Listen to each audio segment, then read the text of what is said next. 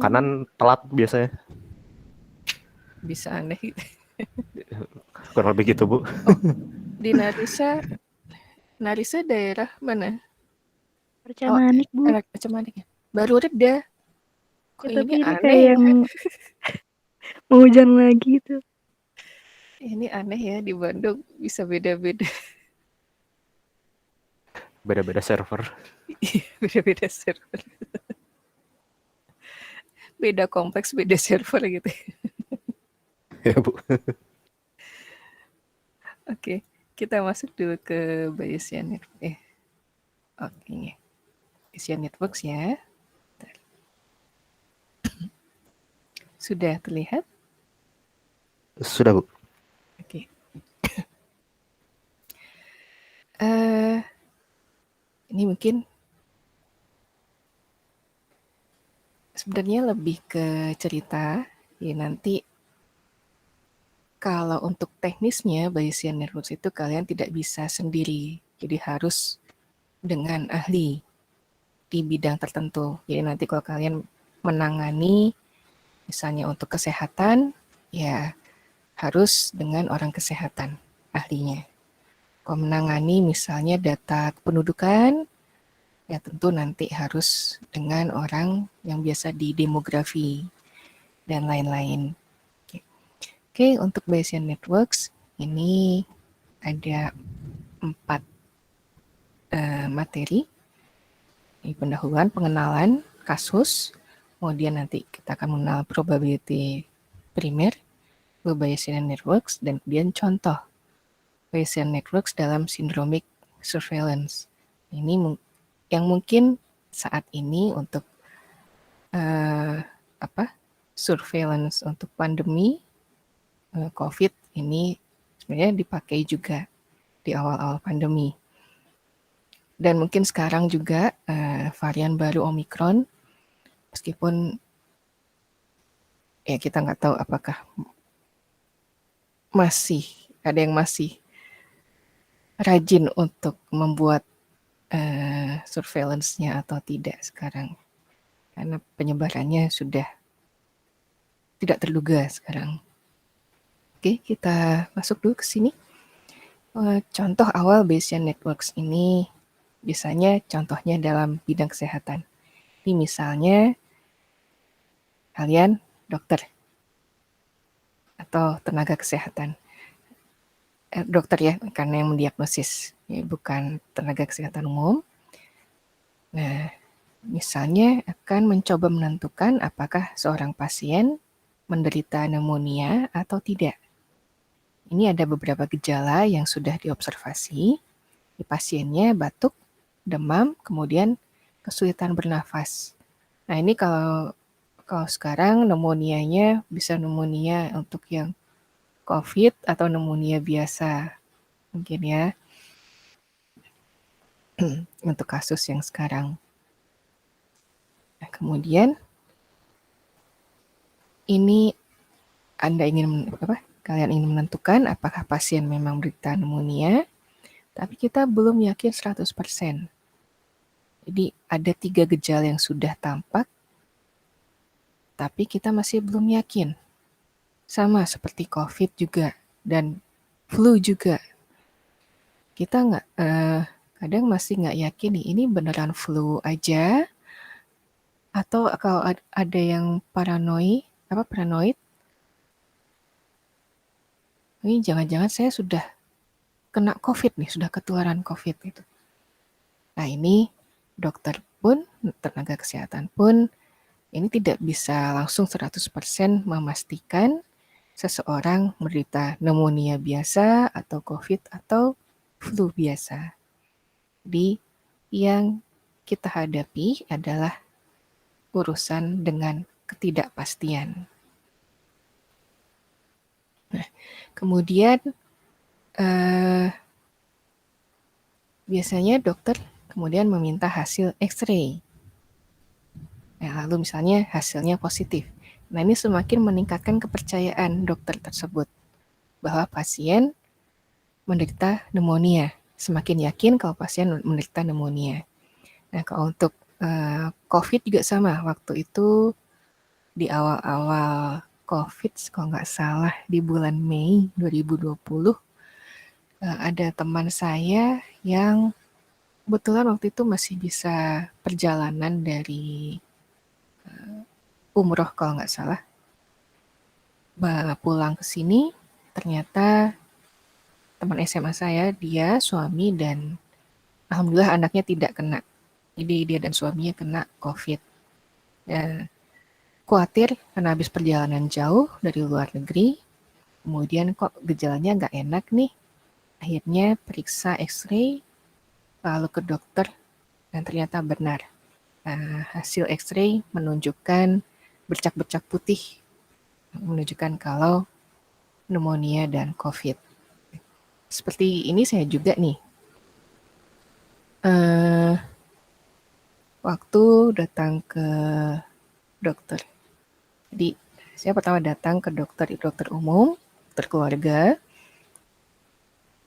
keluhan kanker saya, kemudian dirujuk ke sahabat beliau, kebetulan dokter bedah onkologi kanker, dan kebetulan pernah menjadi ketua bedah onkologi kanker Indonesia di antara tahun 2014 sampai 2017. Sekarang sudah pensiun tapi diperbantukan di Bandung di Rumah Sakit Melinda prakteknya, dan satu lagi di Boromius. Cuma saya lebih senang ke Rumah Sakit Melinda karena lebih sepi, lebih tenang dibanding di Boromius. Nah, beliau pertama kali melihat karena sudah pengalaman, dia cukup melihat, memegang, kemudian langsung memutuskan. Oke, biopsi. Oh, sebentar. Ada yang baru masuk. Nah, ini saya cerita ini ya. Selain kasus pneumonia ini kasus saya sendiri juga. Oke, biopsi. Ya, saya ingin, ini memang sudah kanker. Apa dik? Tapi ingin tahu sudah stage berapa, sudah stadium berapa. Cuma beliau bilang, tapi saya tidak mau biopsinya yang di insisi, yang dioperasi. Jadi saya maunya yang seperti apa? Bukan injeksi, jadi seperti tapi disedot. Jadi kalau injeksi kan disuntik itu, diinjeksikan, kalau ini disedot jaringannya. Pakai suntikan juga, tapi disedot. Nah, ini saya rujuk ke Boromius, ke dokter ini. Kebetulan beliau ahlinya. Dan ya saya ke Boromius, karena saya dua-duanya, kanker payudara dua-duanya, jadi biopsinya dua-duanya. Kemudian dokter, namanya dokter Ivon Palungkun yang di Boromius, kalau yang di Melinda itu dokter Derajat namanya. Nah, dokter Ivon bilang, oke, kalau saya melihat sih, sepertinya kalau yang sebelah nggak ini ya, kalau yang sebelah lagi nih yang saya agak khawatir, tapi mudah-mudahan tidak metastasis, jadi tidak ada penyebaran. Tapi kita lihat hasilnya. Setelah hasilnya, saya nggak ngerti, yang ngerti ternyata malah adik saya, dia googling cara baca hasil biopsi itu, dia bilang dan dengar sendiri dari dokternya, untungnya tidak ada penyebaran kemana-mana selain di payudara gitu. Jadi karena jaringan hasil biopsi itu ada apa sih, seperti benang yang lebih panjang lagi, nah itu kemungkinan sudah metastasis. Dan saya bawa lagi ke dokter Derajat, dan dia lihat, oke, ini hasil biopsinya, lalu diterangkan segala macamnya, kemudian ya ini stadium 3, kemudian kapan mau mulai pengobatan? Saya bilang sesegera mungkin. Bagus kalau begitu, saya sarankan pakai BPJS, kan kalau bayar sendiri kan mahal ya kalau kanker itu. Kalau saya perkirakan, kata dokter Derajat, saya sebentar.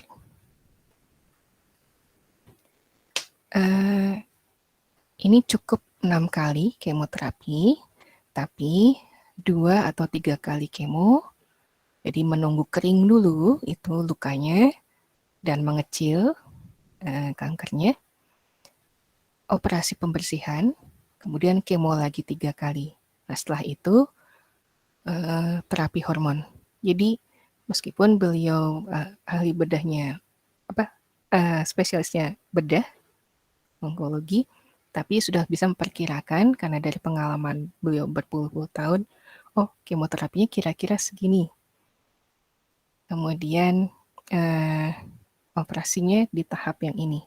Dan nanti setelah kemoterapi ada tahap terapi apa lagi. Kemudian merujuk saya ke dokter yang sekarang, Dokter Dini di Rumah Sakit Santosa untuk menjalani kemoterapi. Ternyata memang Dokter Dini ini memang ahli kemoterapi.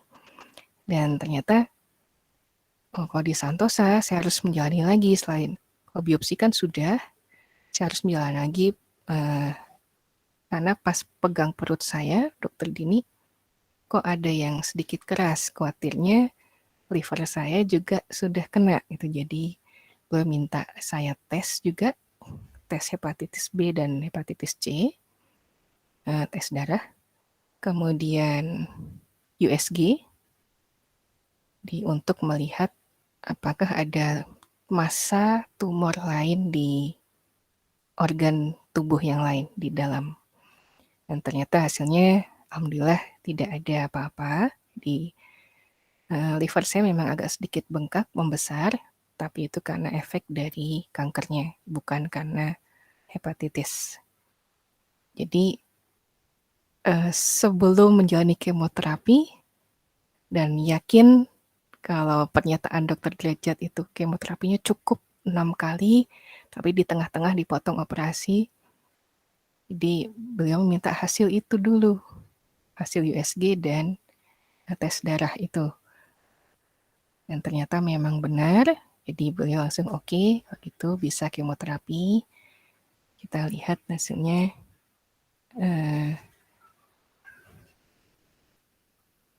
Setelah 2 atau 3 kali, dan saya rasa memang 3 kali setelah kering benar baru operasi. Dan ya ternyata setelah saya menjalani kemoterapi, ya ini mengecil, mulai mengering, ada lukanya kan memang mulai mengering, dan sakit sudah tidak ada, cuma perih-perih dikit karena kering tadi kan ada, ya biasalah kalau luka kering kemudian terkelupas. Biasanya kalau kalian kalau luka kering suka ada yang iseng narik lukanya nggak? Kurang lebih, Bu. Kurang lebih. Nah kalau saya nggak berani ini ya, kalau yang ini kalau dulu ya, kalau misalnya dulu waktu masih kecil jatuh lutut berdarah, kemudian sudah kering, ya saya juga suka iseng nguil-nguil, narik-narik yang keringnya. Nah ini perihnya karena dibungkus kasa, jadi mungkin ada yang kesenggol, jadi ketarik perihnya karena itu. Jadi ini contoh untuk meningkatkan kepercayaan, kemudian menurunkan level ketidakpastian ini.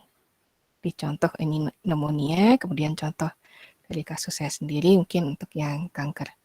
Jadi lebih fokus pengobatannya seperti apa. Nah,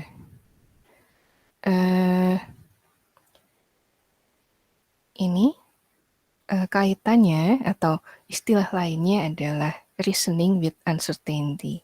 Jadi untuk meyakinkan bahwa pasien menderita pneumonia, kemudian level ketidakpastiannya diturunkan, ini dinamakan reasoning with uncertainty.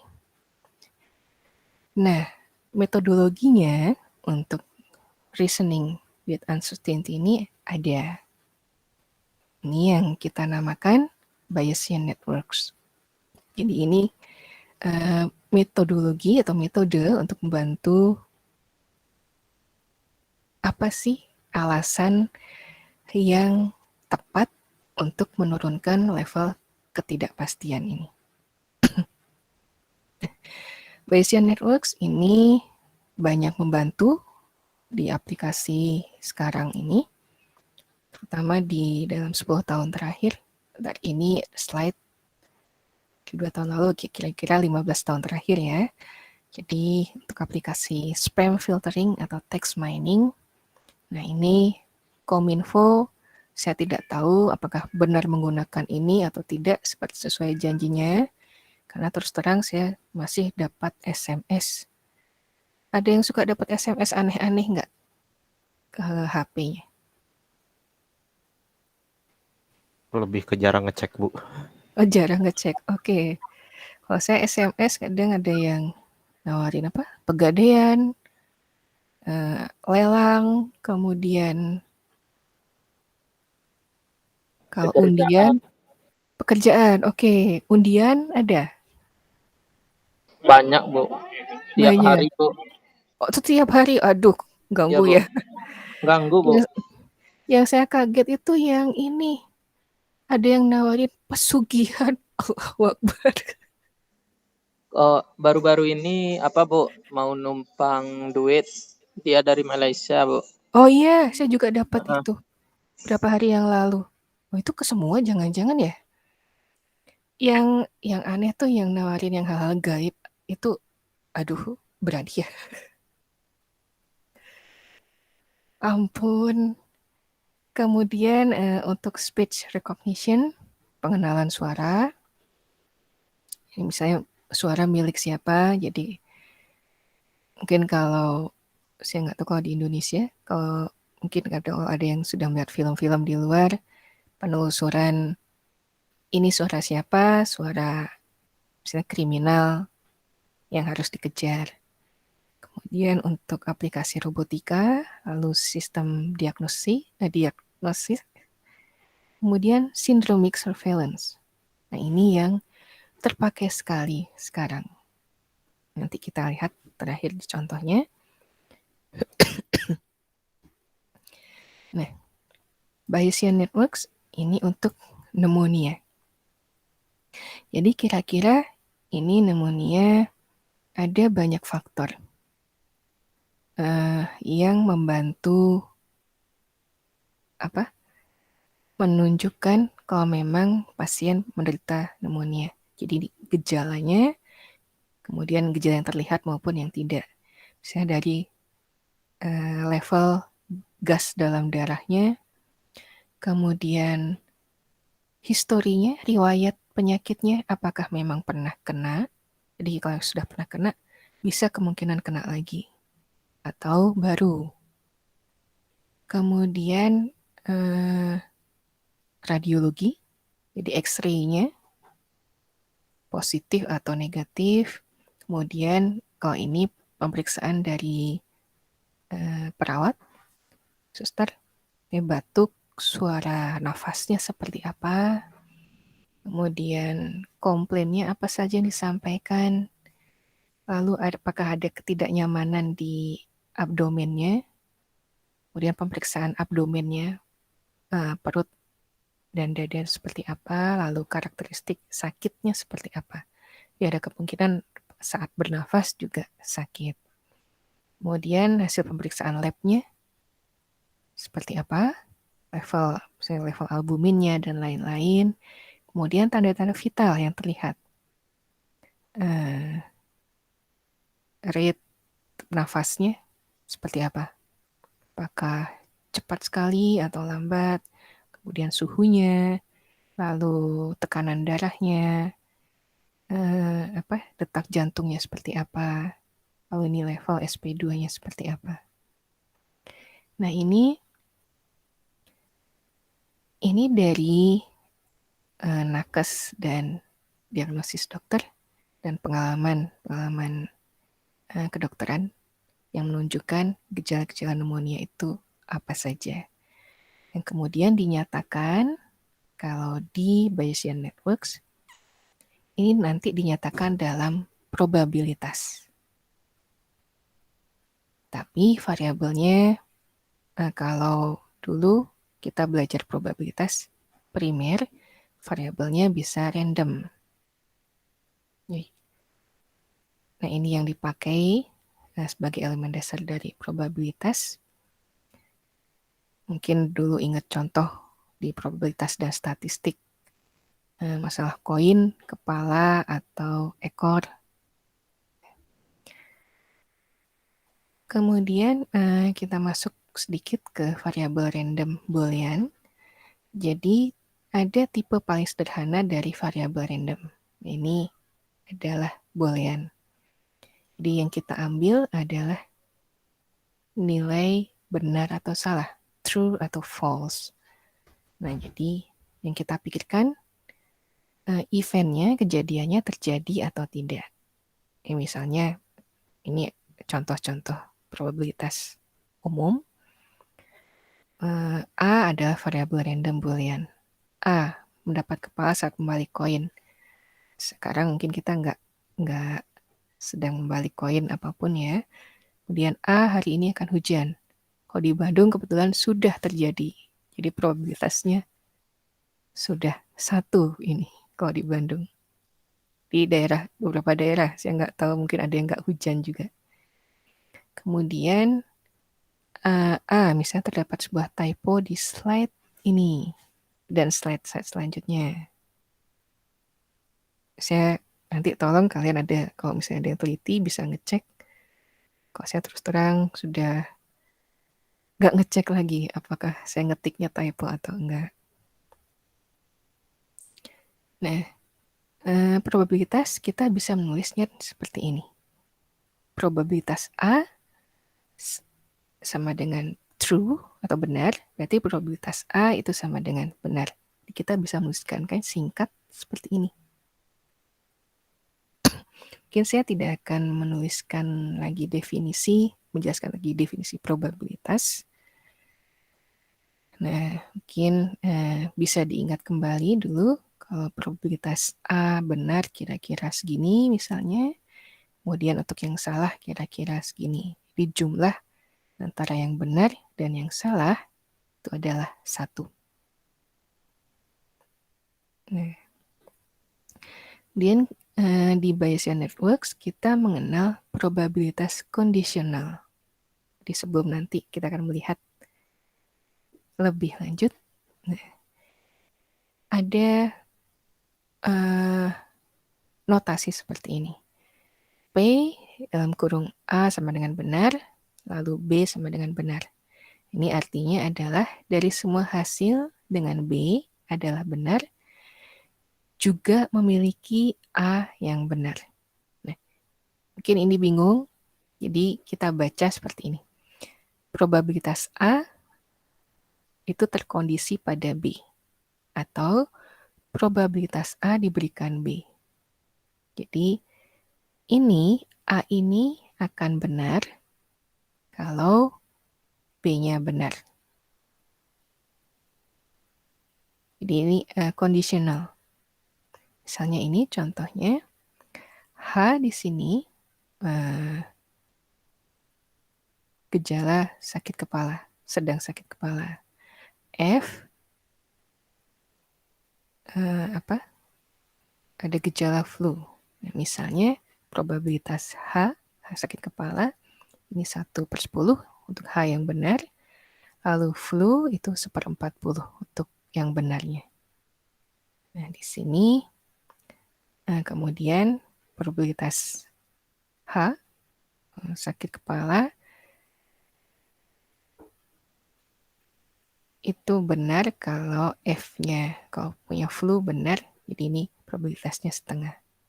Jadi ini bisa kita baca, sakit kepala itu jarang terjadi. Flu juga lebih jarang terjadi. Tapi jika Anda sedang flu, maka ada kemungkinan, ada kesempatan 50-50 Anda sakit kepala juga. Jadi belum tentu sedang flu sakit kepala. Tapi Ada juga yang sedang flu, sakit kepala juga. Jadi ini kemungkinannya 50-50. Kecuali kalau ada yang punya penyakit sakit kepala sendiri misalnya. Ada yang suka sakit kepala nggak di sini? Migrain atau tertentu?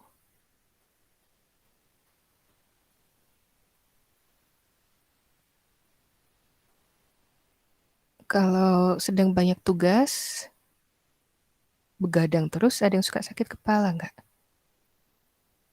Vertigo sih Bu saya. Oh, siapa ini? Narisha Bu. Punya vertigo? Iya. Aduh, hati-hati ya. Mungkin bisa tanya pengalaman Bu Lita. Bu Lita juga dulu punya vertigo. Menarisa mungkin sering periksakan juga ya, karena Bu Lita waktu itu juga vertigo. Kemudian yang saya nggak tahu saat saya sekolah ternyata sempat operasi tumor. Jadi bisa jadi vertigonya vertigo murni, cuma takutnya seperti Bu Lita juga. Jadi ada penyakit bawaan lain yang gejalanya vertigo. Jadi kalau bisa, Bu Lita itu agak nekat nyetir sendiri. Jadi kebetulan waktu itu pas lagi nyetir, vertigonya nyerang. Di Narisa kalau bisa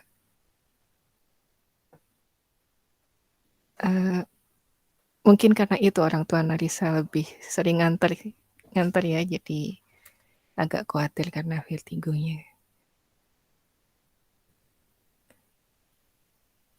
Kalau saya sakit kepala dulu jarang sih, hampir nggak pernah, paling kalau sedang flu saja. Seringnya saat saya S3, ya mungkin karena terlalu banyak depan komputer juga, terlalu banyak baca waktu itu, atau ya pernah saya juga begadang coding 21 jam nonstop. Untungnya bukan 24 jam seperti hackathon IEEE ya. Coding sendiri 21 jam, lalu masuk ke office. Sampai office jam 11 pagi udah tiba-tiba teler ngantuk. Teman saya ngeliat, kamu habis ngapain kok ngantuk? Habis coding 21 jam, mau pulang sana daripada kamu udah gak bisa kerja. Nah, sejak saat itu saya agak sering sakit kepala, dan dulu saya suka bertanya-tanya, ada hal yang aneh. Bentar, kenapa kok dulu senior saya saat S3, Bu Marisa, angkatan 93 dari Tenas dulu ya, Marisa Widyastuti, sempat kolaborasi dengan saya waktu webinar, waktu Juli 2020, itu sama S3 kok sering bekal Panadol. Ternyata benar, sama S3 sering sakit kepala, dan Panadol emang jadi sahabat terbaik sewaktu studi S3. Jadi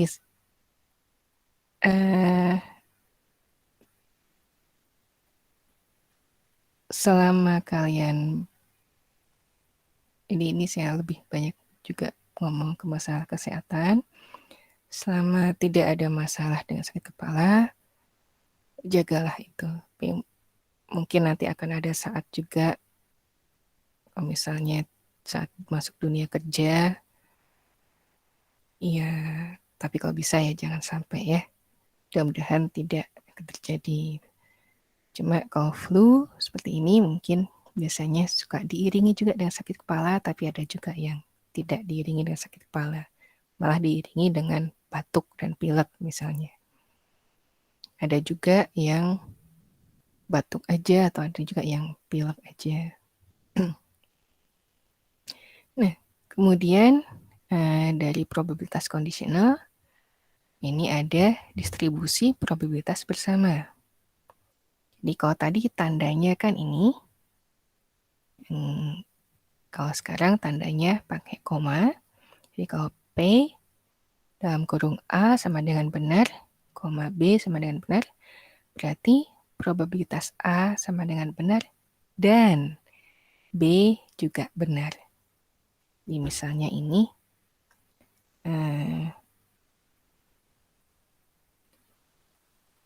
untuk yang flu dengan yang sakit kepala tadi.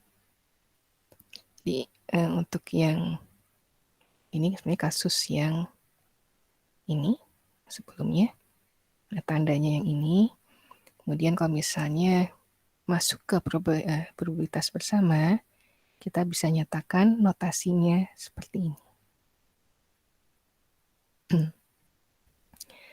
Nah, distribusi probabilitas bersama ini misalnya untuk yang kasus pneumonia yang banyak variabelnya tadi, karena gejalanya juga banyak tadi. Nah, ini variabelnya bisa berapapun. Misalnya probabilitas A benar, kemudian dan B benar, dan C benar, karena ini koma. Nah, ini kita bisa menurunkan, kalau di sini boolean nih, bisa terlihat di false, kemudian true, false-nya di sini 2, dan di sini false true, false true.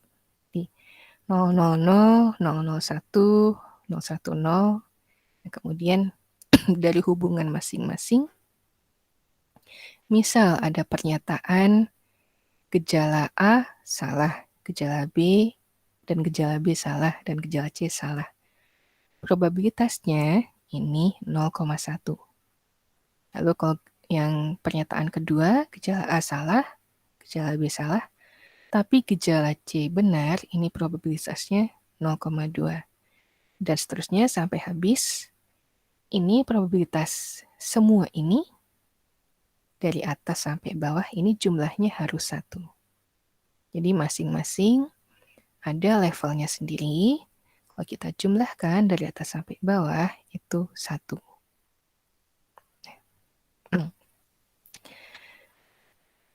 Nah, tapi di sini nantinya akan ada masalah. Jadi, sekalinya distribusi probabilitas bersama muncul, kita bisa menghitung semua probabilitas yang melibatkan A, B, dan C. Nah, misalnya, untuk PA sama dengan true, yang ini. True berarti 4 pernyataan ini. Ada 4 baris. Kemudian kalau PA-nya true, kemudian B-nya true, kemudian C true, tapi tergantung dengan B. Jadi yang ini, yang 2 baris terakhir. Atau yang ini, A-nya benar, dan B-nya benar, dan C-nya benar. Oh maaf, ini. C-nya benar, yang ini, tapi tergantung ke pernyataan yang ini. Nah, ini yang baris terakhir saja. Nah, tapi masalahnya, kalau tadi kan yang kasus pneumonia gejalanya banyak sekali. Yang harus fisik yang terlihat, kemudian dari pengukuran, dari hasil lab, dan lain-lain, itu bisa banyak kemungkinan. Jadi, untuk variabelnya itu bisa bukan cuma ABC, tapi ada banyak, dan ini ke bawahnya juga bisa banyak. Nah, ukuran tabelnya bisa 2 pangkat K. Jadi untuk variabel random boolean K, kalau misalnya kita punya 3, tabelnya 2 pangkat 3. Kalau misalnya kita punya 10 variabel, tabelnya 2 pangkat 10. Kok ada banyak sekali, misalnya 1000 variabel, ya 2 pangkat 1000. Nah, yang pusing, kalau cuma ini aja, variabelnya aja, mungkin masih nggak masalah. Menentukan booleannya aja, mungkin masih nggak masalah. Yang pusing ini menentukan probabilitasnya. Nggak kebayangkan 2 pangkat 1000 misalnya. kita harus menentukan ini angkanya, probabilitasnya sampai harus segimana kecilnya nih. Yang ujung-ujungnya paling bawah jumlahnya harus 1. Jadi nggak boleh lebih dari 1. Nah, kita bisa mengurangi angka ini, tabel ini, dengan konsep independensi. Misalnya ini syarat independensi. Jadi ini notasinya. Jadi kita bisa mengetahui hasil dari A, tapi tidak memberitahu hal baru dari hasil B. Kemudian, kenapa sih independensi ini diperlukan? Jadi misalnya, kita punya koin sebanyak N kali dibalik dan ingin menghitung distribusi bersamanya. Kalau balik koin tidak independen, maka tabelnya nilainya perlu 2 pangkat N. Tapi kalau independen, kita cukup entry-nya cukup 2N saja, bukan 2 pangkat N lagi. Bisa direduksi banyak. Jadi nanti tabel ini juga nggak bikin pusing.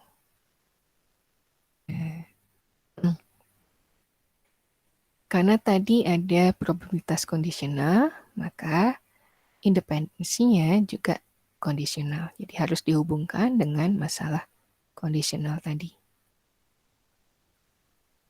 Misalnya ini, kita masuk ke Bayesian network-nya, yang benar-benar Bayesian network sekarang.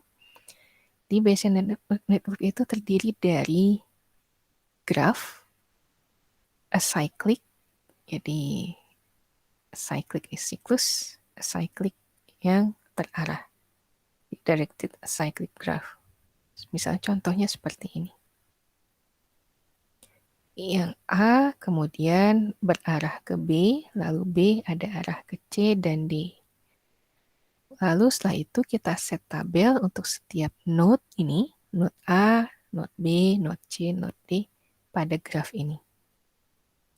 Misalnya kalau A-nya independen sendiri, untuk yang nilai false itu 0,6 probabilitasnya. Nilai true itu 0,4. Nah, sekarang kalau misalnya nilai ini B, A tergantung nilai B tadi, untuk yang false itu 0,01, false true 0,99. Jadi ini sekarang terpisah. Yang A false, B-nya bisa false, bisa true, ini terpisah sendiri, jumlahnya 1. Kemudian yang A-nya true, B-nya mau false, mau true, ini juga terpisah. Jadi kalau yang false misalnya 0,7, kalau yang true 0,3. Dan ini juga sama. Ini B kan ada arah ke C dan ke D. Misalnya yang ke D dulu. Untuk B yang false, mau D-nya false, mau true, ini sendiri. Jumlahnya jumlahnya 1. Misalnya kalau D-nya false 0,02, D-nya true 0,98. Kemudian yang true sendiri,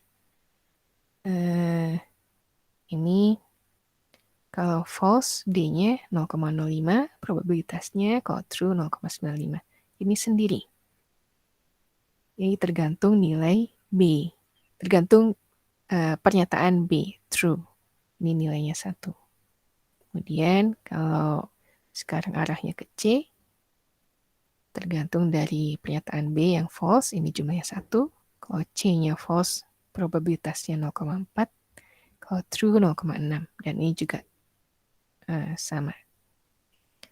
Nah, jadi nanti nggak pusing-pusing lagi menjumlahkan tabel yang segitu panjang.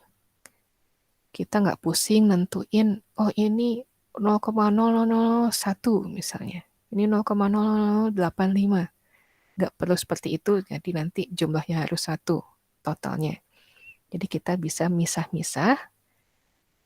Kita lihat kita buat graf dulu, kemudian nanti dari masing-masing node-nya kita buat probabilitas masing-masing. Kalau node B-nya, di sini tergantung kepada nilai A. Kita lihat kalau A-nya false, B-nya berapa aja nilainya. Kalau A-nya true, berapa aja nilainya. Jadi itu conditionalnya. Kemudian kalau C, ini tergantung dari nilai B. Kalau B-nya false, ini C-nya berapa aja nih saat false dan saat true-nya. Dan D juga sama, tergantung dari B. Nanti baru kita urutkan ke atas, B-nya tergantung ke A. Tapi nanti kita lihat ada perhitungannya. Nah, di sini penjelasan directed acyclic graph-nya. Jadi, setiap node pada graf ini adalah variabel random. Kemudian, node X adalah parent dari node Y jika terdapat panah dari node X ke node Y. Misalnya, di sini A adalah parent dari B, karena ada panah dari A ke B. B adalah parent untuk C, karena ada panah arahnya dari B ke C, dan seterusnya. Nah, secara informal, panah dari node X ke node Y berarti X memiliki pengaruh langsung ke Y. Jadi ini. Karena panahnya dari A ke B, berarti ada pengaruh langsung dari A ke B. Ini juga sama. Ada pengaruh langsung dari B ke C. Ini ada pengaruh langsung dari B ke D. Kemudian kita set tabel untuk setiap node-nya. Ini yang pertama, karena node yang paling pertama, ini kita bisa pasang sendiri. Tabelnya tabel A. Kemudian node B, karena tergantung dari nilai A, dipengaruhi oleh A, ini kita pasang sendiri tabelnya. Kita lihat yang false-nya apa, yang true-nya apa.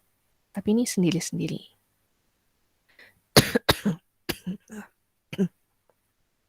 Yang C juga sama. C tergantung dari B. Jadi ini kita buat tabelnya sendiri. Kalau B-nya false, ini ada probabilitasnya sendiri, jumlahnya 1. Kalau true, juga sama. D tergantung dari B, kita buat tabelnya sendiri. Ya nanti, biarpun grafnya, node-nya banyak, nggak masalah tabelnya banyak, tapi tidak pusing seperti tabel yang ini, yang banyak ke bawah.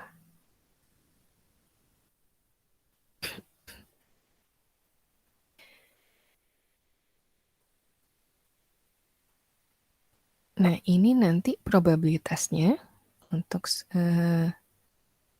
tabel keseluruhan itu misalnya parent-nya jumlahnya K. Berarti tabel ini probabilitasnya ada 2 pangkat K plus 1. Tapi yang perlu disimpan hanya 2 pangkat K. Nanti jadi ada yang dikurangi dan perhitungannya juga tidak memusingkan. Nah, kemudian misalnya juga ada yang seperti ini, independent conditional, tapi kondisinya Markov. Jadi X ini tergantung dari nilai P1 dan P2. Kemudian C tergantung dari ND1 dan X misalnya. C2 tergantung dari X dan ND2.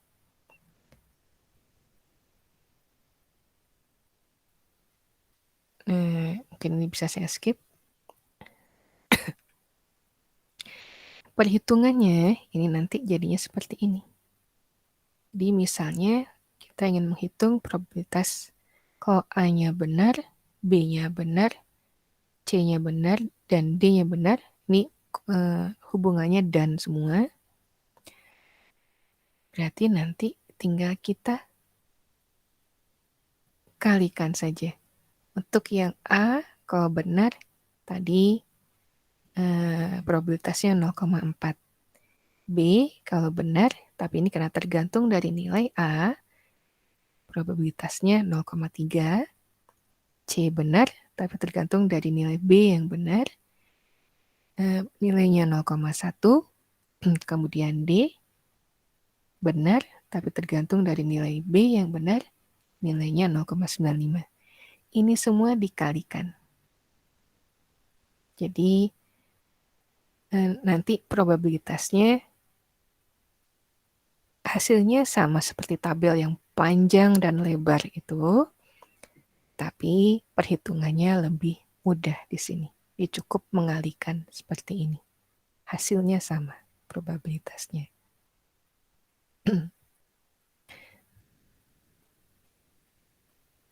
Nah, ini asalnya berasal dari tabel probabilitas kondisional.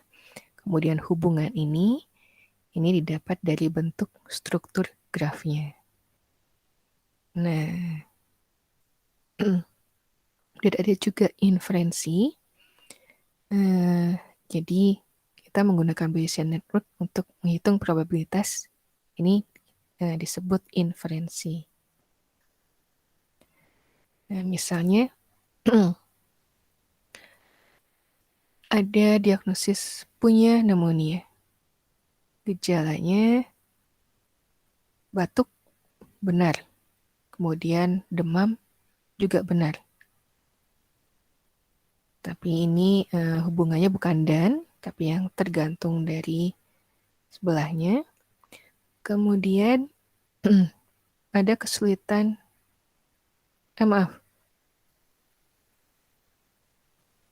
ini tergantung di ke atasnya.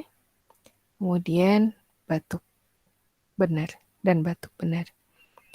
Ini contoh perhitungan probabilitas untuk ke arah pneumonia. Nah, di sini ada catatan, meskipun kesulitan bernafas lalu hasil X-ray-nya positif, ada di graf Bayesian network ini, variabel ini tidak memberikan nilai pada query karena variabelnya tidak muncul sebagai variabel query maupun variabel bukti. Jadi artinya di sini variabel ini ternyata belum diobservasi. Jadi baru dua gejala ini yang menyatakan punya pneumonia atau tidak, menderita pneumonia atau tidak. Jadi ini probabilitasnya kemungkinannya nanti masih belum kuat. Kalau misalnya ada hasil pemeriksaan ini, kesulitan bernafas, probabilitasnya bisa lebih besar. Kemudian kalau ada penambahan hasil X-ray dan ternyata positif, nanti probabilitasnya bisa lebih besar lagi.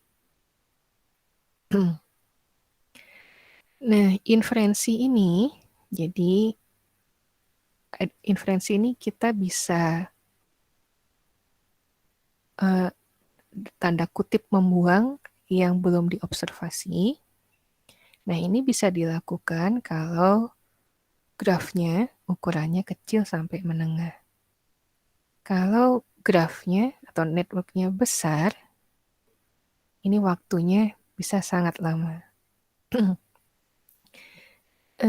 Jadi mungkin nanti pintar-pintarnya kita menggunakan teknik inferensi yang seperti apa untuk memperkirakan yang mana yang lebih cepat kalau networknya atau grafnya itu besar dan hasilnya lebih bagus. Bayesian network ini tidak bisa dibuat sendiri oleh kita. Jadi kita harus minta ahli untuk mendesain. Jadi kalau yang kasus pneumonia ini,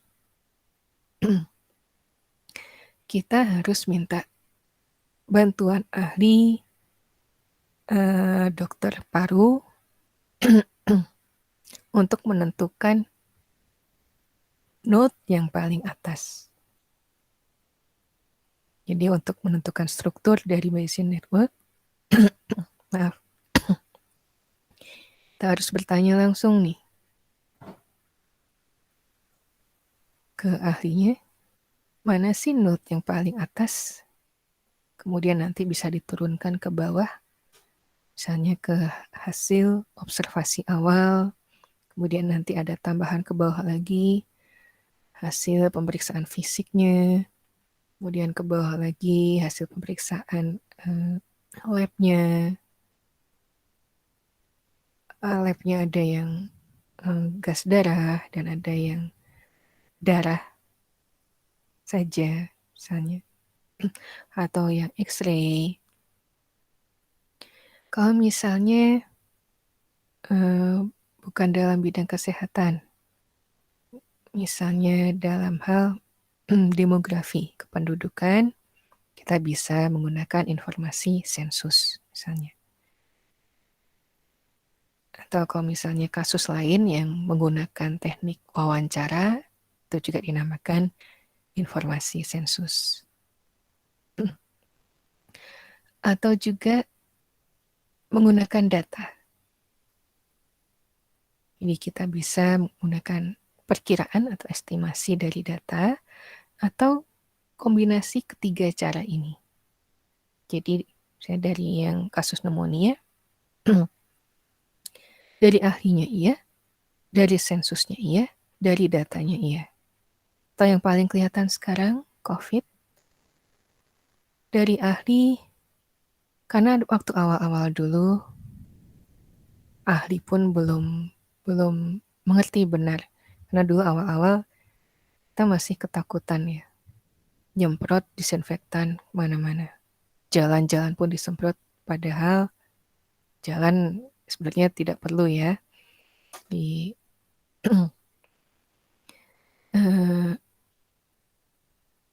Jadi COVID ini seperti halnya virus flu, jadi aerosol atau bisa berada di udara juga, yang akhirnya sekarang kita mengerti benar untuk pencegahan ya melalui yang 3T, kemudian 5M atau 6M, dan vaksinasi kalau yang sudah bisa vaksinasi. Oh, saya belum bisa vaksinasi, jadi ya saya harus benar-benar menjaga protokol kesehatan. Nah, dulu di awal-awal estimasi data. Jadi awal penyebarannya di mana, kemudian dari data, kemudian dari pengamatan observasi, oh ternyata sifatnya seperti ini. Dari hasil lab seperti ini. Dan dari sensus juga. Jadi data ada yang diambil juga dari sensus. Oh, di negara ini sudah sekian. Oh, bertanya ke pasien yang masih bisa ditanya apa sih yang dirasakan. Sehingga kita bisa tahu, oh ternyata gejala COVID itu seperti ini, seperti ini. Dan setelah itu, tenaga kesehatan juga memperkaya diri ilmunya, jadi ditambah dengan pengetahuan masalah epidemi, masalah paru, masalah pneumonia, masalah pernafasan dan lain-lain, dan masalah virologi, virus. Oh ternyata seperti ini sifat virusnya, bagaimana penyebarannya, dan bagaimana perawatan pasiennya, pengobatannya, dan lain-lain. Nah ini yang dijadikan graph untuk Bayesian networks dan menentukan probabilitasnya. Kemudian ditambah juga, biasanya Bayesian networks ini berpasangan dengan learning, dengan jaringan syaraf tiruan. Jadi, karena biasanya datanya sangat besar, statistik juga diperlukan, jadi learning juga diperlukan untuk optimasi dan untuk bagaimana sih, oh ternyata sifat COVID seperti ini, oh ternyata pengobatan yang tepat seperti ini, dan lain-lain.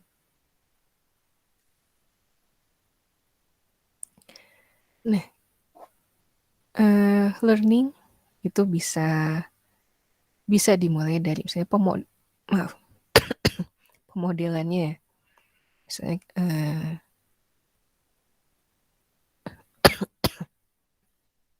maaf, Note A di awal modelnya ini dibuat seperti ini. Jadi Note B tergantung dari A, kondisi C tergantung dari B, D tergantung dari C. Nanti sampai ada Z itu tergantung dari Y, tergantung dari X, dan seterusnya sampai ke A. Atau ternyata juga ada yang membuat seperti ini pemodelannya. C tergantung dari A dan B. D tergantung dari C kondisinya. Atau ada juga yang seperti ini. C dan D tergantung dari B kondisinya. B tergantung dari A. Atau ada juga pemodelan yang lain. Nah, kita nggak tahu model mana yang lebih tepat. Nah, itu learning digunakan untuk mencari mana yang tepat.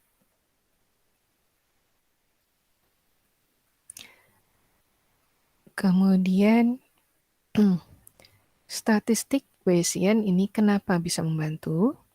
Karena kita bisa memiliki kepercayaan awal tentang rupa, struktur, atau model networknya ini. Dan kita juga bisa punya kepercayaan awal masalah probabilitasnya. Jadi masalah tadi ketidakpastiannya bisa kita turunkan. Semakin banyak data, semakin baik. Mungkin untuk ini Bayesian ini panjang. Kalau misalnya ada yang ingin awal mempelajari lebih dalam, ini ada beberapa referensi. Ada juga yang mungkin bisa belajar online. Ada kampus-kampus di luar yang menawarkan mata kuliah online dan tersertifikasi. Atau juga belajar otodidak secara mandiri. Nah, ini mungkin bisa mencari di awal. Mungkin ini, mohon maaf, tahunnya sudah lama. Kalau mau yang terbaru mungkin bisa dicari juga. Nah, ini contoh untuk yang syndromic surveillance. Jadi kalau ini contoh untuk antraks. Penyakit juga, antraks ini. Mungkin yang terkenal kasusnya yang di Amerika. Yang kalau di negara kita, saya rasa saya belum pernah dengar kasus antraks di Indonesia. Mungkin saya salah.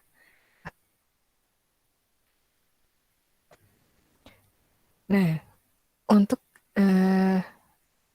penelusuran antraks, jadi supaya tidak menyebar, ini ada teknik surveillance, jadi tracking. Jadi COVID dulu juga sempat ada 3T, itu juga termasuk tracing, tracking. Jadi menelusuri kita pernah ketemu siapa aja nih. Apakah memang kita keturunan dari orang itu? Itu yang tracing diperlukan. Dulu di awal-awal sebelum vaksin disebar, India sudah sangat bagus untuk tracingnya. Kemudian vaksin juga oke, tapi entah, saya lupa waktu itu.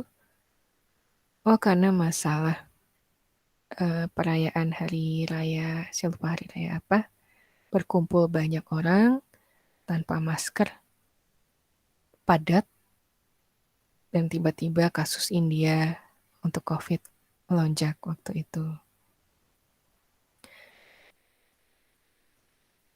Mungkin yang masih ingat juga di tahun ini Indonesia yang antara bulan Juli sampai September itu juga kasus yang tinggi-tingginya.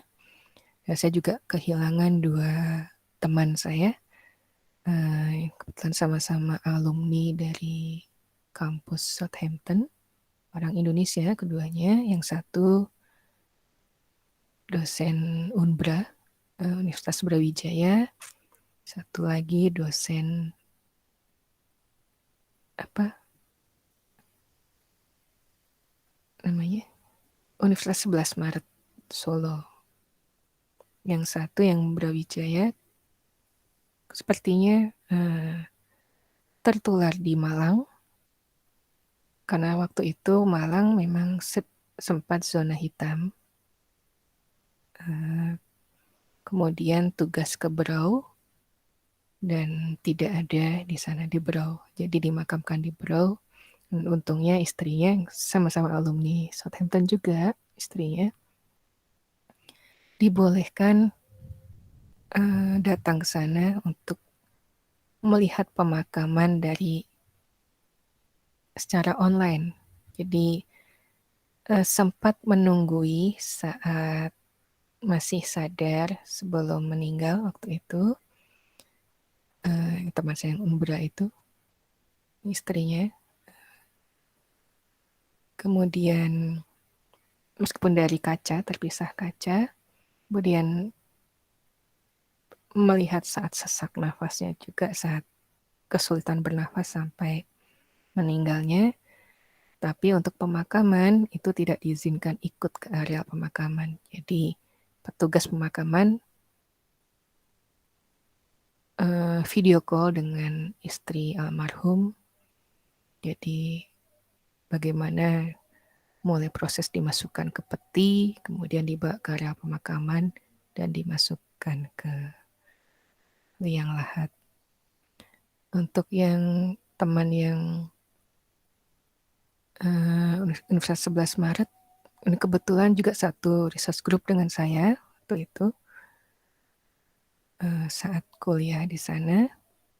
Istrinya juga kuliah di Inggris tapi di London, tapi bisa bolak-balik waktu itu dan lebih sering di rumah pengerjaannya. Dokter istrinya ahli epidemiologi. Jadi memang untuk kasus-kasus epidemik istrinya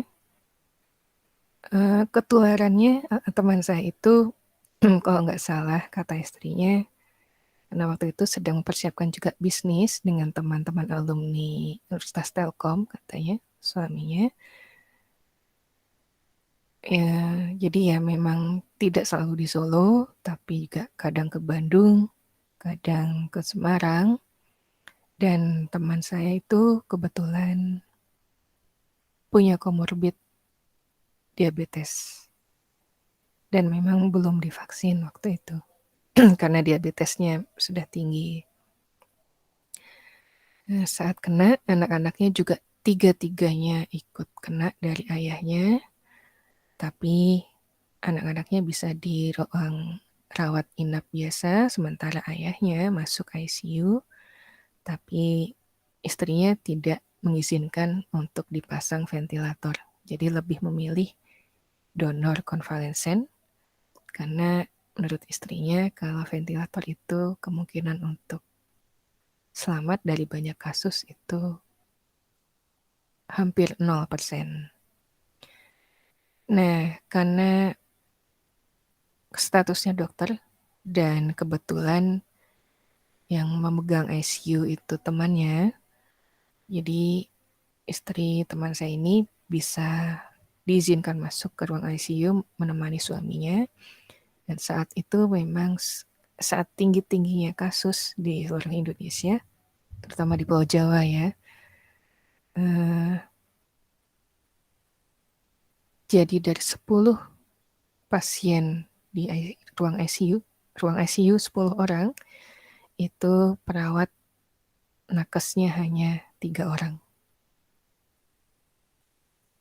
Dan kondisinya parah semua. Jadi terbayang memang saat itu nakes jumlahnya kurang sekali.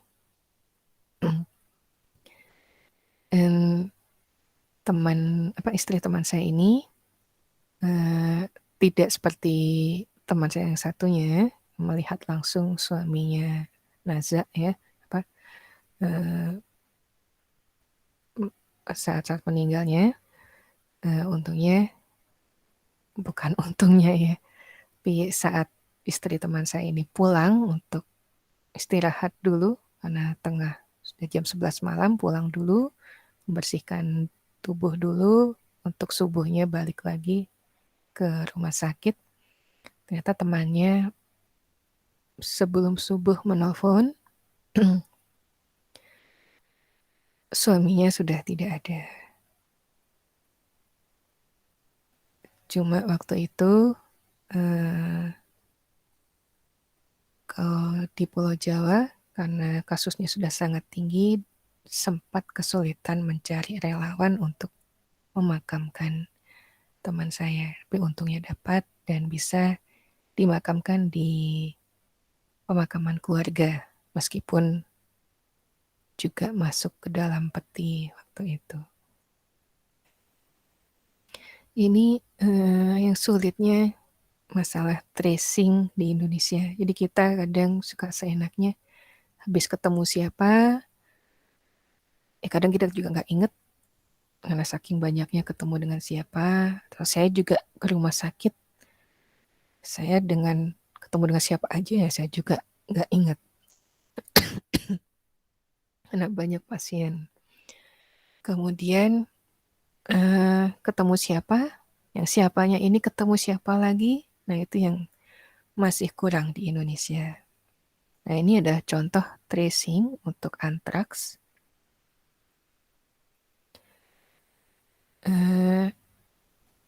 Ada yang mengusulkan ini, metodenya namanya WSARE, singkatan dari ini.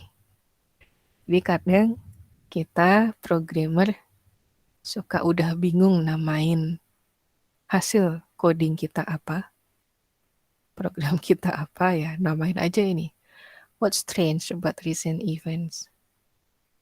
Ini apa yang aneh tentang kejadian yang terbaru? Nah, ini salah satu metodenya, algoritmanya. Kemudian ada juga yang mengusulkan algoritma ini, Panda. Kalau di sini, maaf, yang WSARE ini pemodelannya untuk distribusi baseline multivariate. Di multivariasi ini yang dipakai untuk data pasiennya. Kemudian kalau yang Panda ini untuk skala yang masif, yang sangat besar. Ini pendekatannya lebih ke populasi.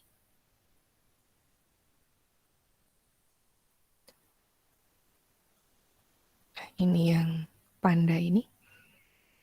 Jadi kapan sih antraks itu dimulainya? Di lokasi mana?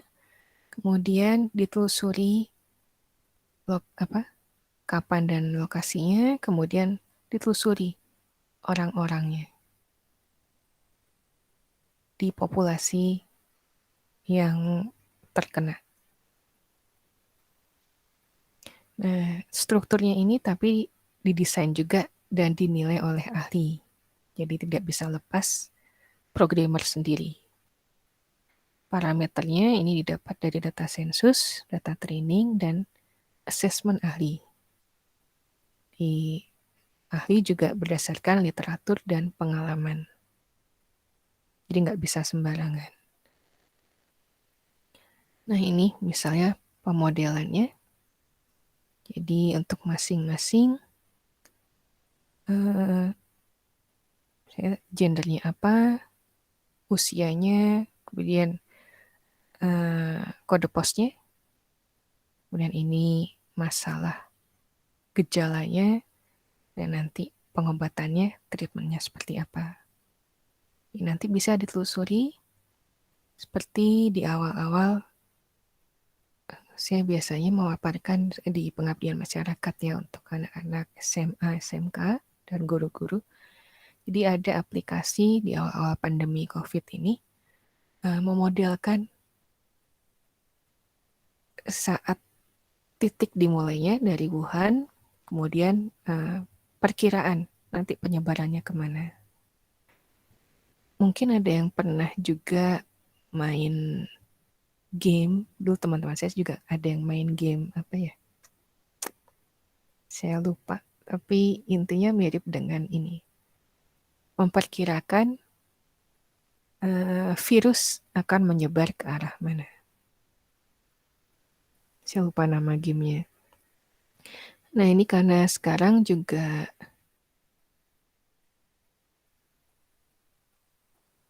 ini lebih dari masalah ini, antraks ini. Sekarang juga Bayesian Networks bisa dipakai lagi karena sekarang ada varian baru Omicron yang dari Afrika Selatan ya. Awalnya saya lupa Afrika Selatan atau Botswana, tapi kemudian menyebar di Afrika bagian selatan. Kemudian ternyata ada yang sudah terdeteksi di beberapa negara Eropa, lalu di Hong Kong. Kemudian terdengar lagi di Jepang, Korea, Singapura, Malaysia, India, yang tadinya cuma berapa orang, 200-an, ternyata 2-3 hari yang lalu saya baca berita, sudah 77.000 orang yang sudah tertular Omicron ini. Yang mudah-mudahan aja nggak masuk ke Indonesia, tapi ya mudah-mudahan aja ya. Katanya sih dari apa kasus observasi awal, diagnosis awal di Afrika Selatan ini lebih memilih ke usia muda yang sehat, tapi nggak tahu sudah divaksin atau belumnya. Makanya itu karena itu Jerman dan beberapa negara Eropa langsung menggalakkan vaksin dan meminta masker digalakkan lagi. Jadi harus dipakai lagi. Sebentar ya. Azannya di sini telat.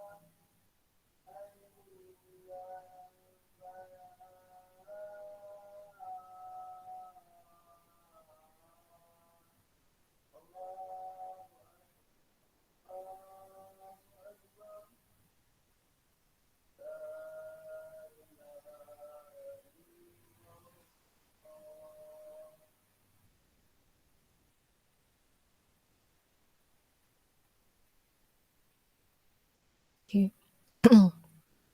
Omicron ini dari observasi awal menyerang yang muda dan gejalanya ringan. Jadi meskipun menyebar lebih cepat katanya, tapi tidak usah perlu dikhawatirkan.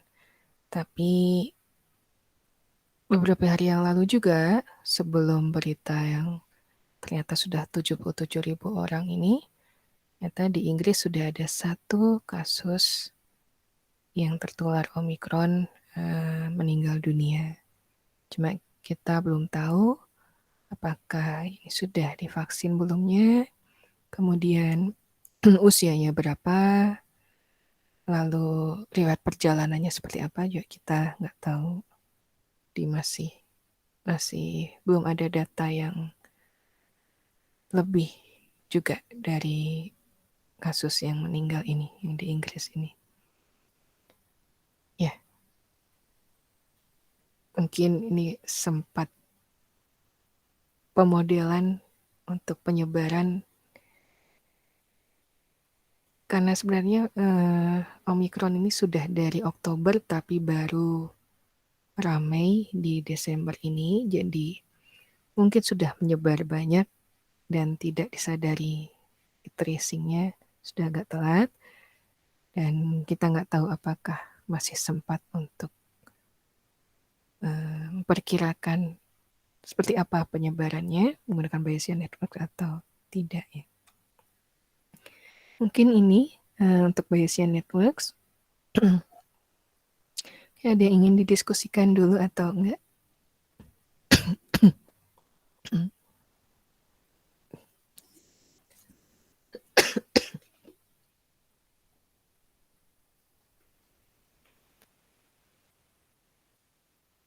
Kalau dari saya belum, Bu. Kalau lanjut ke fuzzy logic, fuzzy logicnya sih juga nggak teknis, jadi cerita, jadi nggak akan berat kok. Gimana? Masih bisa lanjut sedikit? Setengah jam, mudah-mudahan cukup ya. Nggak apa-apa? Nggak apa-apa, Bu. Oke. Ini yang logika proporsional saya skip. Ini logika yang klasik.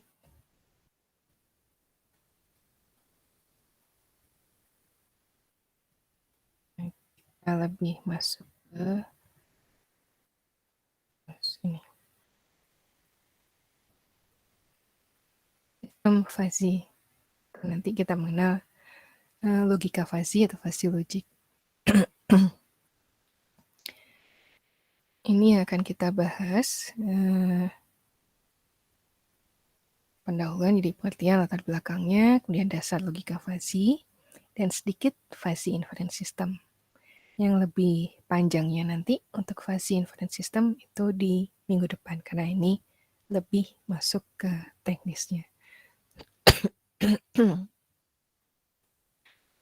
Oke, fuzzy kalau kita lihat di kamus itu artinya seperti ini. Kalau ini menurut kamus Oxford.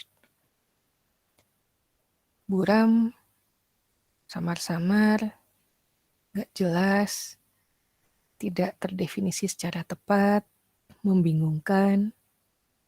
Nah, apakah ini yang akan kita pakai untuk mendefinisikan logika fuzzy atau sistem fuzzy? Nah, sebagai engineer atau calon engineer, jadi kita yang terjun di bidang engineering, kita harus mengabaikan definisi ini. Jadi kita harus memandang ini dari sisi teknik.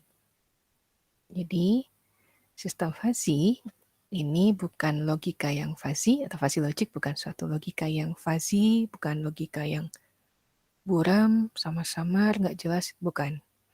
Tapi logika yang menjelaskan kefuzzian. Logika yang menjelaskan keburaman tadi, kesamar-samaran tadi, ketidakjelasan tadi.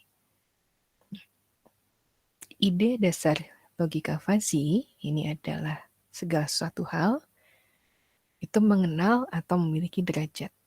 Misalnya, suhu. Kalau kalian bilang udara yang kalian rasakan saat ini, bilangnya seperti apa? Oh, sekarang suhunya 30 derajat Celcius, gitu atau enggak?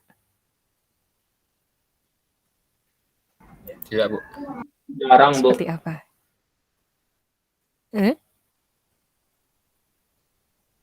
Paling kalau panas, dingin gitu aja, Bu. Oke, jadi panas nih, sejuk nih, dingin nih. Oke, kalau jarak bilangnya ini enggak? Itu 100 meter. Seperti itu. Atau seperti apa bilangnya? Jauh, dekat dekat. aja, dekat, lumayan dekat tuh. Jauh, dekat, lumayan dekat. Oke. Cantik juga sama.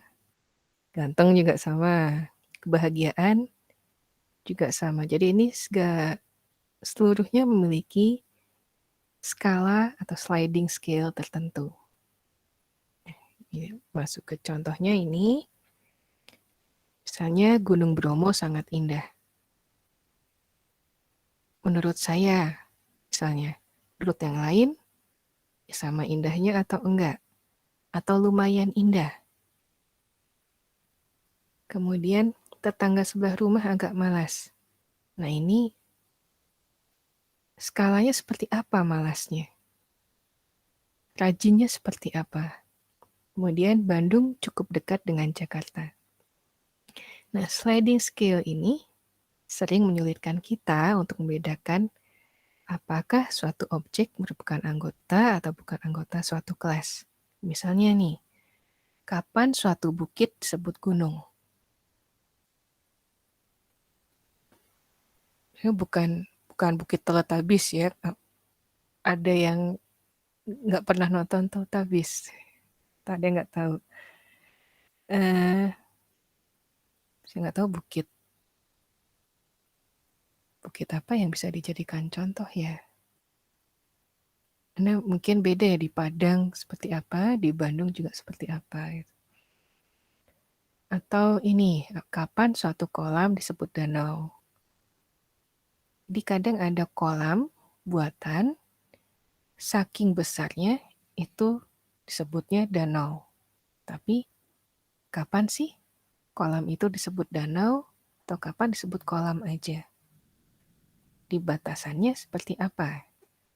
Kapan suatu jarak dikatakan jauh? Dari Bandung ke Padang. Kalau pakai pesawat, mungkin jadinya relatif dekat.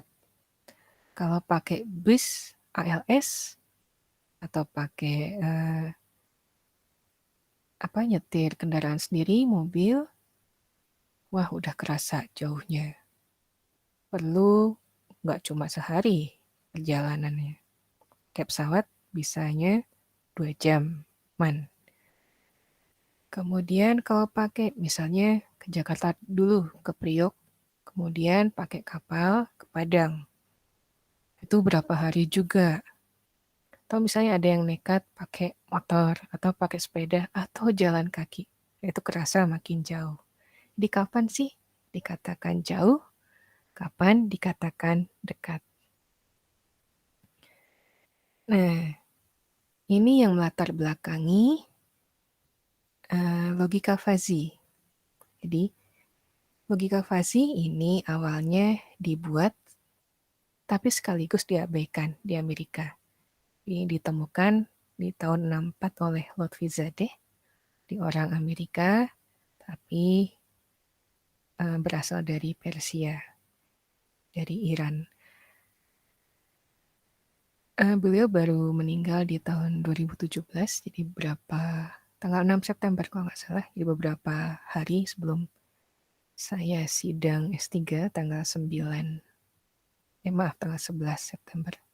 Ya sidang saya 911 nih, jadi tanggalnya mirip dengan kejadian pesawat nabrak BTC dulu yang di Amerika.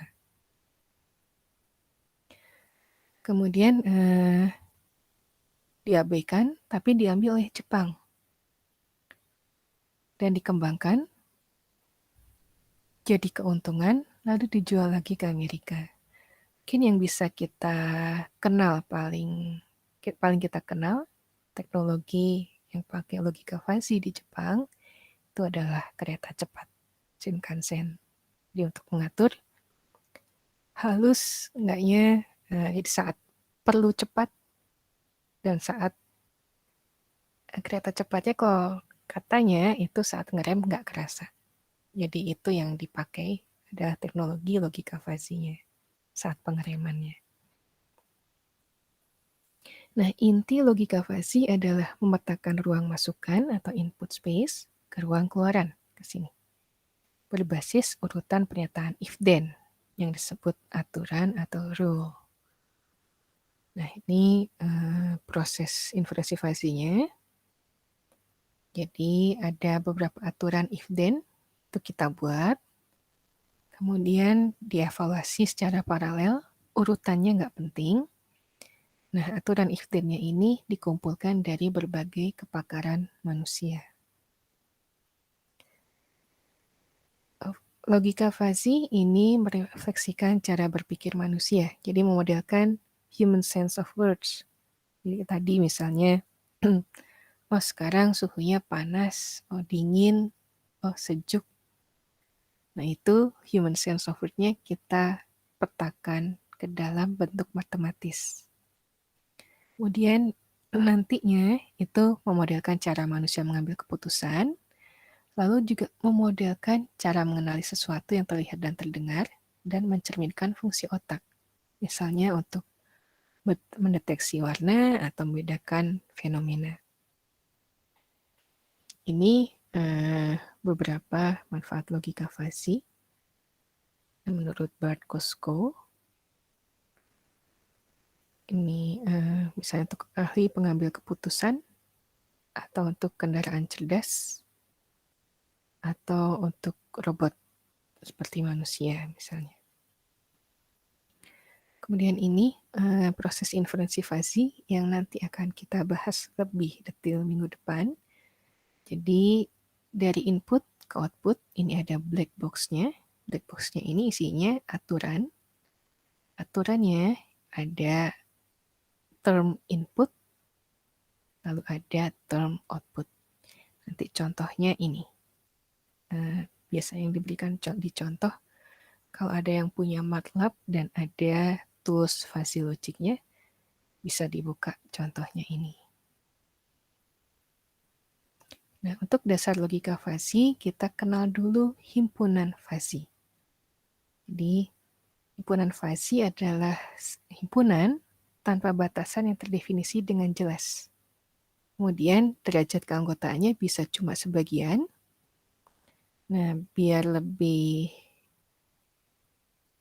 jelas, kita lihat himpunan fuzzy dan himpunan klasik. Bedanya seperti apa? Ini contoh himpunan klasik.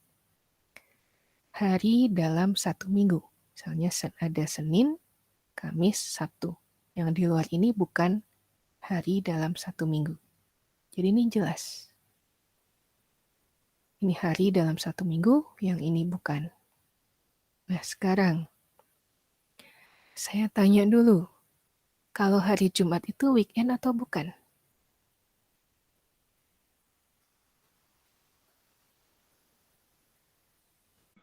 Bukan, Bu. Bukan. Yang lain?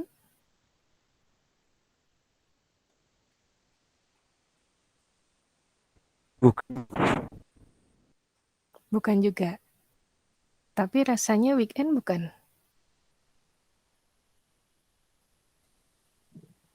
Enggak, Bu. Kenapa? Sabtunya masih kuliah ya? Kadang ada aja kerjaan, Bu. Oh, oke. Oke, kalau masih kuliah mungkin nggak kerasa ya. Jadi karena Sabtu ada yang kerjaan, ada yang kuliah juga kalau di ITENAS. Oke. Kalau saya ini jelas kerasa. Jadi kalau Jumat itu kalau saya biasanya kalau dulu sebelum, jadi kalau di ITENAS itu ada 2 golongan kalau menurut jabatan ya. Jadi ada yang dosen biasa aja tanpa jabatan itu bisa milih cuma 4 hari kerja. Kalau dulu sebelum pandemi ya. Jadi bisa ngambil 1 hari libur. Kalau saya biasanya ngambilnya hari Senin. Kenapa ngambil Senin? Karena kalau nggak ada jadwal ngajar, jadi saya biasanya ngambil hari Senin. Karena hari Senin itu kalau di Bandung macet. Jadi menghindari macet lebih baik saya kerja dari rumah kalau Senin. Jadi kerjanya ke kantornya Selasa sampai Jumat. Nah, hari Jumat itu biasanya saya ngatur lagi. Kalau bisa dipepet pulangnya jangan sore. Jadi dipepet jangan sampai jam 5. Dipepet jam 3 atau jam 2. Itu asal kita bisa ngatur jam kerjanya 30 jam atau lebih dikit karena biasanya ada tugas tambahan juga. Misalnya 32 jam itu terpenuhi ya nggak masalah. Kenapa? Kalau Jumat sore di Bandung itu udah macet, udah kerasa weekend karena orang-orang dari Jakarta udah datang semua ke Bandung. Bukan semua, udah banyak yang datang ke Bandung. Udah macet. Macetnya bukan orang Bandung sendiri, tapi karena orang luar kota. Nah, di Jumat itu kalau pagi sih masih belum kerasa weekendnya kalau saya ya. Tapi kalau udah siang, wah, ntar lagi pulang nih. Apalagi pas udah pulang, wah kerasa nih, oh oke. Udah weekend, malam udah bisa nyantai, besok Sabtu. Tapi masalahnya kalau udah di sini kerasa Jumat malam udah kerasa, udah weekend. Tapi Jumat pagi sampai jam 2 jam 3-an itu masih belum. Jadi apakah Jumat itu bisa ditaruh di sini, di perbatasan ini? Ini hari-hari weekend. Sabtu Minggu itu jelas weekend. Jumat ini gimana posisinya? Nah, kalau himpunan klasik ini nggak mengizinkan seperti ini. Sementara kalau himpunan Fazi itu diizinkan. Jadi di logika Fazi kita diizinkan untuk membuat apa? Kalau di himpunan klasik itu kan iya dan tidak seperti boolean. Kalau di himpunan Fazi kita diizinkan untuk memberikan nilai antara 0 sampai 1. Jadi kalau di himpunan klasik 0 dan 1 aja. Kalau di Fazi itu bisa antara 0 sampai 1. Di hari Jumat rasa weekendnya itu misalnya saya ngasih 0,3. Itu boleh. Nah ini. Kalau di yang grafik yang kiri, ini himpunan klasik. Weekendnya cuma Sabtu dan Minggu. Kamis, Jumat, Senin itu bukan. Nah kalau di Fazi, himpunan Fazi kita diizinkan bikin seperti ini. Kamis, ini udah mikir, oke, besok Jumat. Jadi udah ada sedikit nilai mendekati weekend. Jumat, oke, malam sudah weekend. Tapi siang masih kerja. Oke lah, nggak apa-apa kita kasih nilai seperti ini. Sabtu jelas weekend. Kalau bagi saya ya, karena saya memang Sabtu itu ya kadang kerja, kalau kepepet, kalau ada deadline misalnya, tapi kalau normalnya itu Sabtu saya istirahat.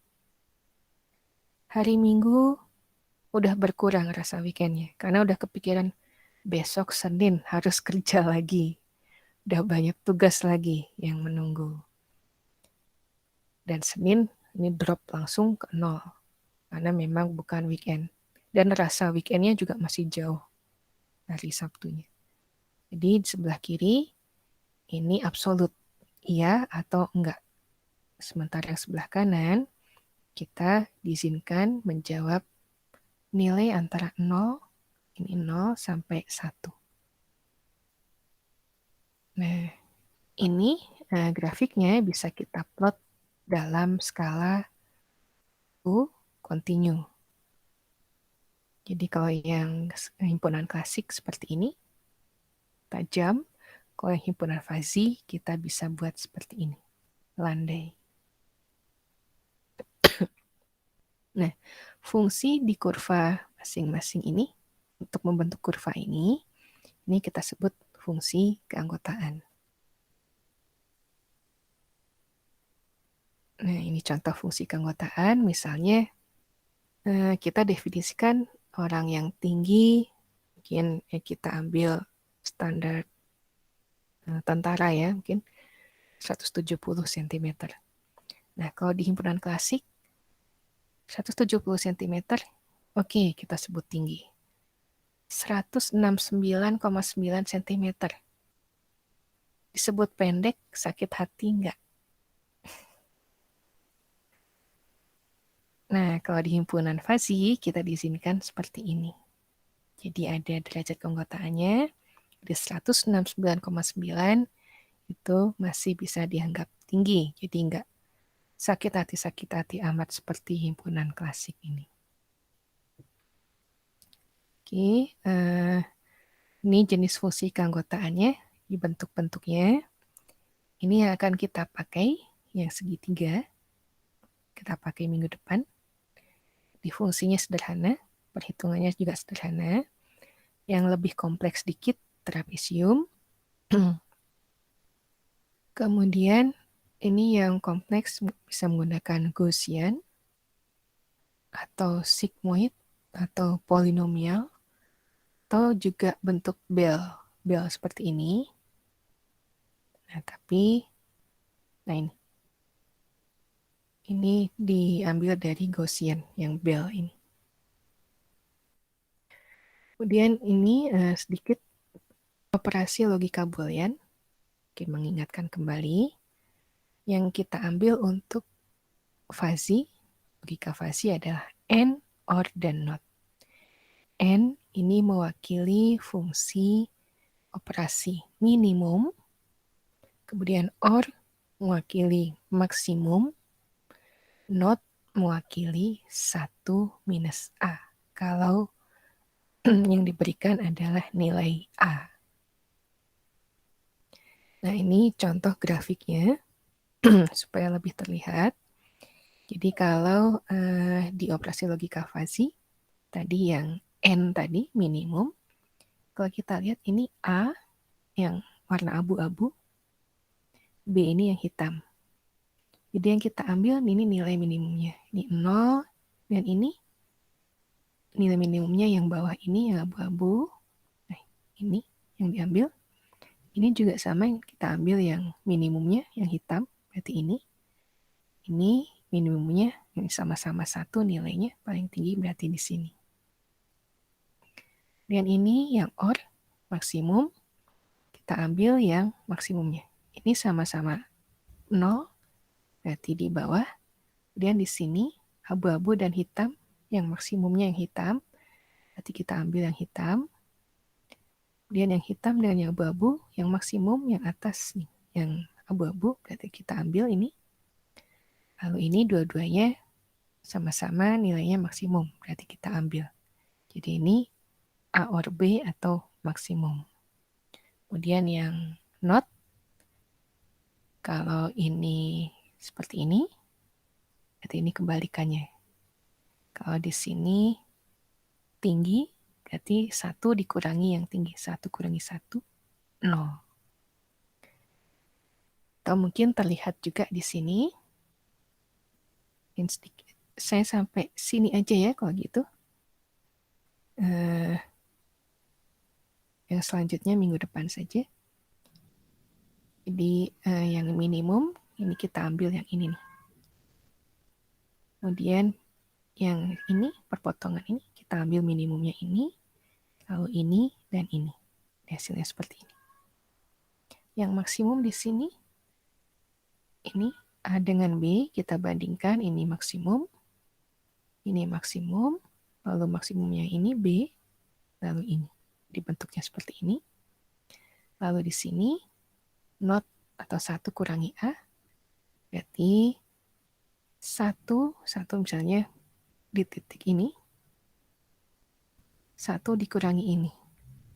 Berarti kalau kita gambar grafiknya, jadinya seperti ini.